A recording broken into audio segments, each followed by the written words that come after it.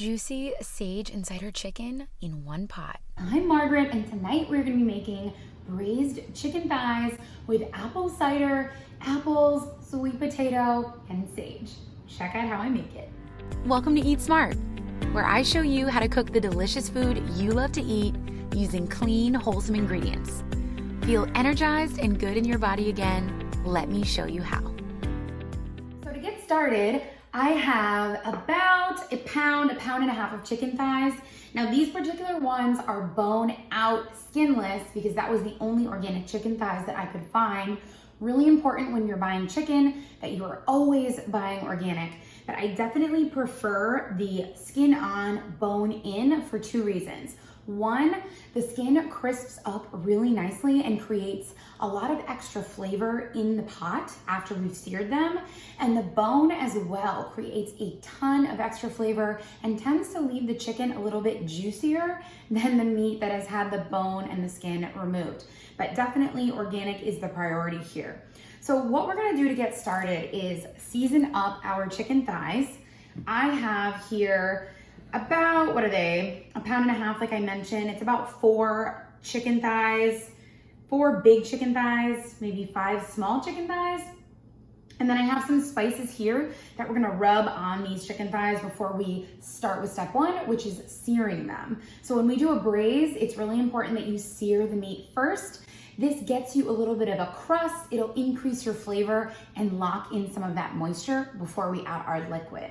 So here I have 1 tablespoon of dried sage, 1.5 teaspoons of kosher salt.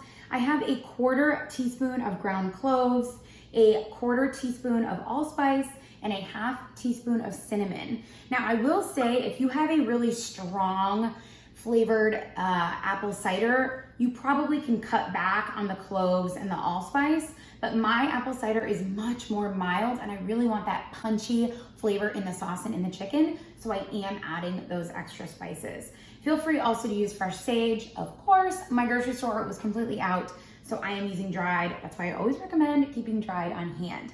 So let's go ahead and rub these chicken thighs down. I'm starting out by rubbing down my chicken thighs with some avocado oil, rubbing them down on both sides. This is gonna help that dry seasoning rub that we made to stick nice. And then I'm gonna put half of the seasoning rub on one side, rub it in nice and good, and then I'm gonna put half on the other side. Next, I am using 1 onion. I'm cutting it in half, peeling it, and then cutting it into large chunks like this.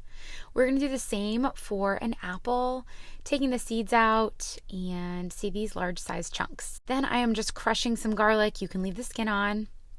Peel the skin off of a sweet potato, or you could leave the skin on.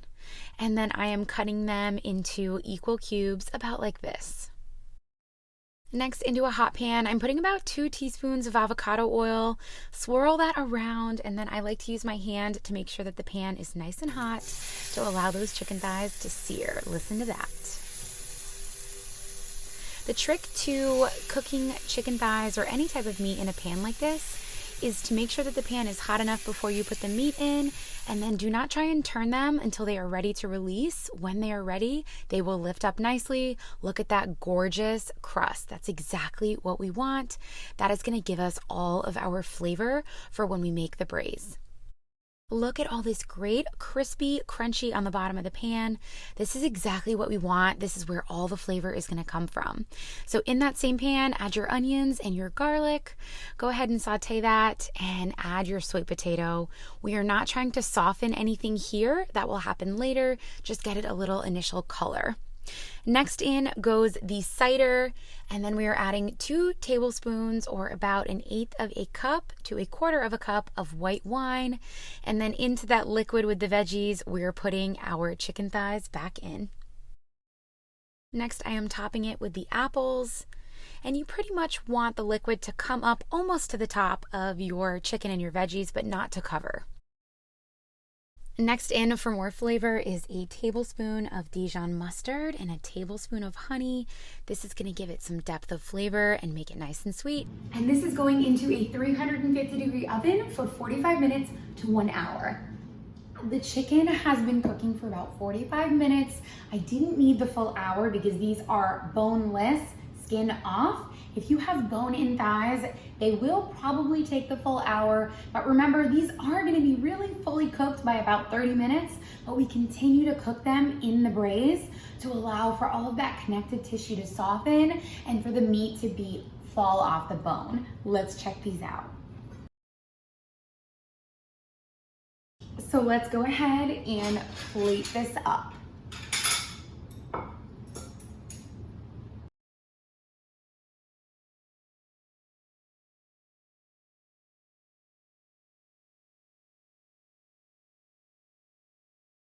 And now for the perfect bite. Amazing. Oh my goodness. That is so juicy, and you can really taste all of those spices and that apple cider, which creates an amazing sauce. And the sweet potatoes and apples are perfectly tender. This one pot meal is sure to bring you into the fall mood. You have to try it. Let me know what you think in the comments. And don't forget to follow and subscribe. I'll see you all in the next one.